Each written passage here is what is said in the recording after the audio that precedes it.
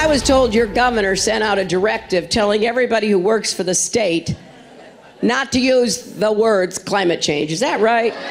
It is the height of irresponsibility and neglect for anybody in a position of authority not to recognize that Florida will be the most at risk from climate change of any of our states.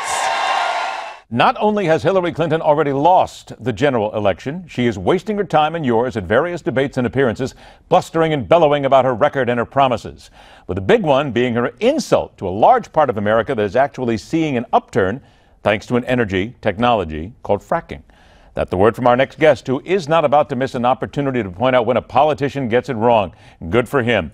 The founder and president of Americans for Tax Reform and author of End the IRS Before It Ends Us.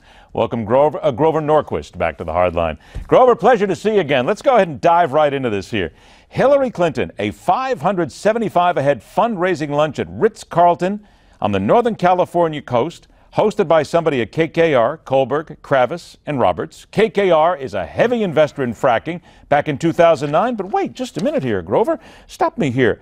In a debate on Sunday in Flint, Michigan, Hillary Clinton says she doesn't support fracking. What the heck is going on here? Well, Hillary Clinton and the Democrats knew for years that it was easy to spit at the energy industry, oil and natural gas.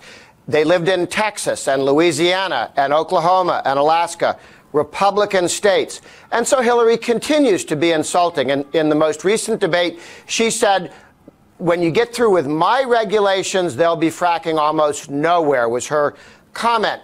She's old and she missed something. Fracking a number of years ago allows people to look for oil and natural gas in Ohio and Pennsylvania. There are a couple 100,000 jobs in Pennsylvania that fracking make possible, about 100,000 in Ohio, and maybe 40 or 50,000 in Colorado. So she just insulted 3 swing states, the major issue that's really helping Ohio and Pennsylvania, thinking she was insulting people from Texas and Oklahoma. She did the same thing with the Second Amendment. Back in 1993, she wanted to tax everybody who had a gun, 25%.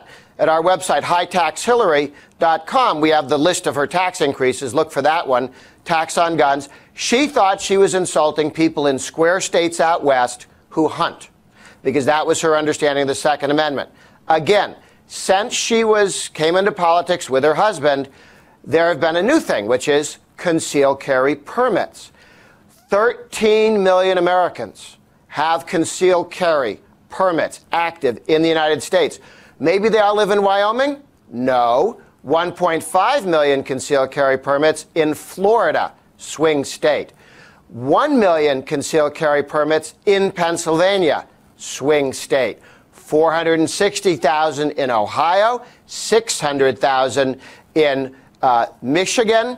These swing states, when she insults gun owners and tells them they don't know what they're doing and they're dangerous, and her comment about she was going to just about end fracking, she said this during that debate on guns. I think we have to try everything that works to try and limit the number of people and the kinds of people who are given access to firearms. Not bad people, the number of people. So here she is, because her memory and understanding of politics is 30 years old. She missed fracking, which means energy people live in Ohio and Pennsylvania, and she's threatening their jobs. And she missed the concealed carry permit explosion. A third of the people with concealed carry permits in the United States are women.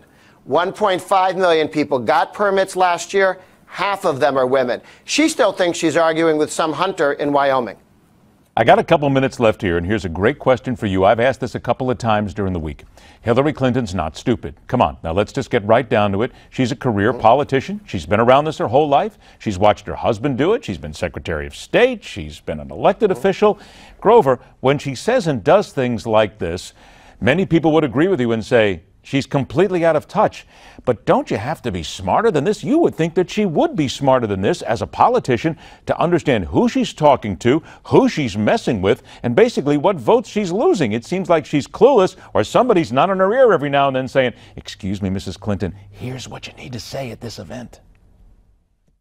Well, this is a woman who married onto third base. and thinks she might get a home run out of the whole deal. She ran in New York for Senate. How hard is that as a Democrat to win in New York? She hasn't had to be very smart, and if you look at her through the Democratic primary, she's not doing all that well. Again, people learn their politics at an early age. It's okay to trash energy workers like coal miners and oil and natural gas people. She missed that this now exists in swing states, Ohio and Pennsylvania.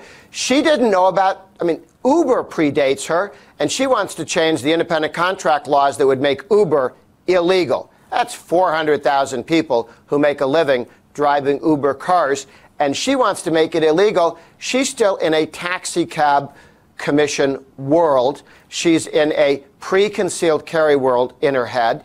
And the same thing with energy. She thinks she's insulting Louisiana. It's not that she didn't learn the lesson. She just learned a lesson from 30 years ago that isn't true anymore. She just hasn't brought the lessons forward, and that's the point. I want you to go ahead and, Grover, once again, keep talking the truth here. By the way, we want to remind everybody that Grover's column, Hillary Gun Tax Plan Will Cost Her Presidency, that was last month. It was on the Newsmax website. You will find Grover's issues here every now and then at Newsmax.com. Check them out there as well. Grover Norquist, always a pleasure, my friend. Thanks so much for joining us. You will join us as well coming up tomorrow morning, because we've seen the debate. We've heard the debate. We've got the 4 Republican candidates who have told us about what they're going to do. They've got 90 delegates at Store in Florida. Saturday morning, 8 o'clock Eastern Time. Join us live from Cafe Versailles in Miami, where we will talk to the voters, we will talk to the politicians, we will talk to the people who are getting ready to tell you why you have to vote for them. It's only right here on Newsmax. Gloves up, out of the corner. The political punching bag is next here on The Hardline.